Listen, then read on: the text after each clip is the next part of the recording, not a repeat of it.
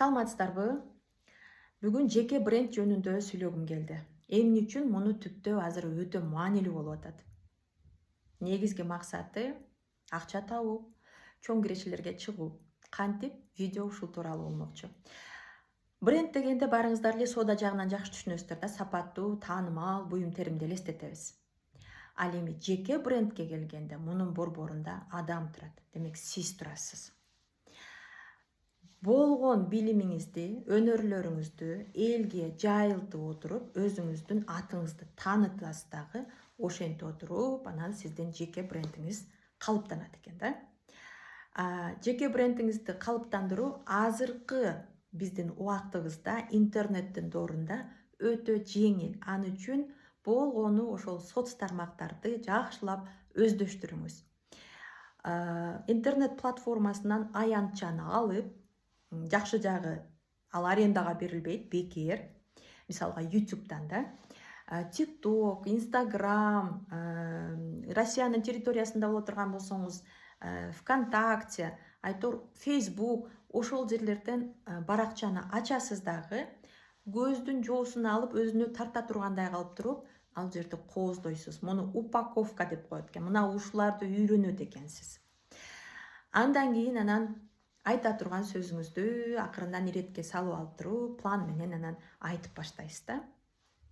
Видеону кантип тартканды, монтаждаганды, текст жазганды баарын өздөштүрүшкө туура келет. Эгерде ушул нерсе кыйын экен, мен үчүн эмес дей турган болсоңуз, аны муну сиз үчүн жасап бере турган дагы адамдар бар. SMMчилер, продюсерлер деп коет. Акчаңыз көп болсо, ошолордун кызматын пайдаланыңыз. Аябай эле чоң акчаны сурашат.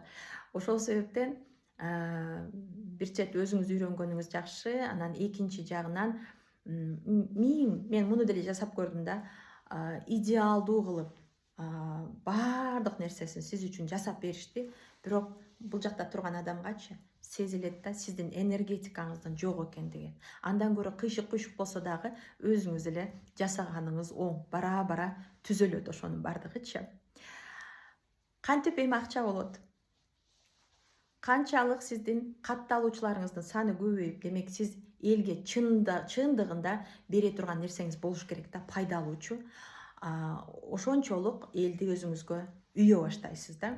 Анан алар активдүү түрдө сиз менен карым катнашып баштаганда, ошол эле платформалар сизге тыйын бөлө баштайт да. Бул биринчи жолу экен. Экинчи жолу акча жасоонун жеке брендти түптөп алып, бул реклама. Ал рекламага эми сиздин артыңыздан ээрчиген адамдардын саны көбөйдү да. Анан алар сиз жеген тамакты жегиси келет, сиз окуган китепти окугусу келет да. Анан бир эс алуучу жай сизди чакырат да. Кел, эс алып кет. Анан ушул менин борборум жөнүндө элдерге бир аз айтып деп койчу. Анан ошол жака агып баштайт. Элдерчи ошоңузга төлөп берет да. Ушул жерден этият болуңуз да. Катталуучуларыңыз көбөйгөндө сизде чоң жоопкерчилик пайда болот да. Аларды адаштырып койбоңуз. Ошол себептен ылгаңыз, эптеп эле жакса жакпаса жасай бербейт экенбиз да. Мына ушундай экен, башташ керек экен да. Баштагандан кийин эле өзү кылдырап кетет. Мен азыр ошол жеке брендими түптөөнүн үстүндөмүн. Түптөлө элек. Мен YouTube'дан баштаганмын. Siberian Wellness компаниясынын өнөктөшү болом. Жөн эле өнөктөшү эмес, лидерлик рангтамын. Бирок бул даражага мен жөн эле жөө жүрүш менен жеттим. Интернеттин, жеке брендтин жардамысыз элечи.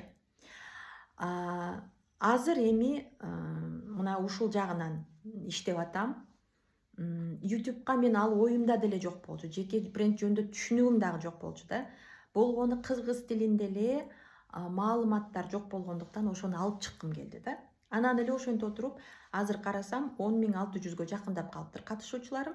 И ошол YouTube каналым мага бир кишини таап берди. Айпери Абдраимова деген муну жеке бренди түптөлүп калды деп эсептейм. Себеби Instagram'да 20.000ден ашык катталуучусу бар да. Өзүн йога тренери катары позицияны кармап келет да. Ошол кыздан сунуш түшүп, мендеги билимдер, анын өзүнүн көнүгүүлөрү, өзүндөгү билимдери менен психолог катары дагы өзүн алып чыгат да, ошолорду бириктирип туруп бир марафон жаратпайлыбы деп, ошону менен күрүчтүн суусу менен күрмөк суу ичип, катып 629 катталуучу менен катып калган инстаграмым ордунан козголду дагы. Азыркы кезде 2 жолу марафон өткөрдүк, 1200 катталуучу болду да. Бул жерде ошол муну мен сиздерге кандай ыкма катары айткым келип атат. Коллаборация деп коет мунучу. Сизден күчтүүрөөк, сизден көбүрөөк катталуучусу бар адамдар менен, эгерде сиз ошолордун көзүнө илинип калган болсоңуз, алардан сунуш түшө турган болсо, мына ушул дагы жакшы ыкма болуп берет да. Жана экинчиси, тыынбай эле чыныгы билим, сиз өзүңүз ушул элге пайдалуу ушул кеңештерим деп айта турган нерсеңиз болсо, түз эфирлерге чыга бериңиз, вебинарларга чыга бериңиз. Сиз дагы бирөөнүн көзүнө илешесиз дагы, ал мүмкүн интервьюга чакырышы мүмкүн да. Мына ошентип отуруп жеке брендиңиздин дагы бул калыптанышына салым кошот экен да. Ошол себептен урматтуулар, коркпоңуздар. Ооба, башында баштоо кыйын, ошол этап аябай көп энергияны алат да. Мен үчүн делечи мына 2 мүнөттүк видеону тартыш керек болсочу дубль 1, дубль 2 болуп атып, 10-15-чиге чейин жетип кетчү дагы жөн эле шайым ооп калчу да. Азыр мындай оңой эле болуп калды да.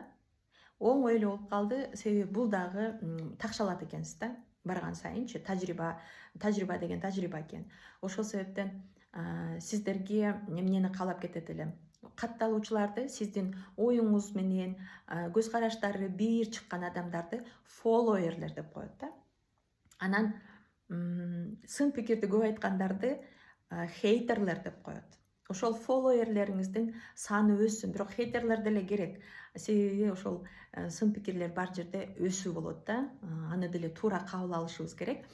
Айтор, эгерде чындап айта турган бир пайда алып келе турган нерсеңиз боло турган болсо, алып чыгыңыз өзүңүздү да. Жеке брендти замандан артта калбаңыз, жеке брендиңизди түптөңүз. Ийгилик каалайм.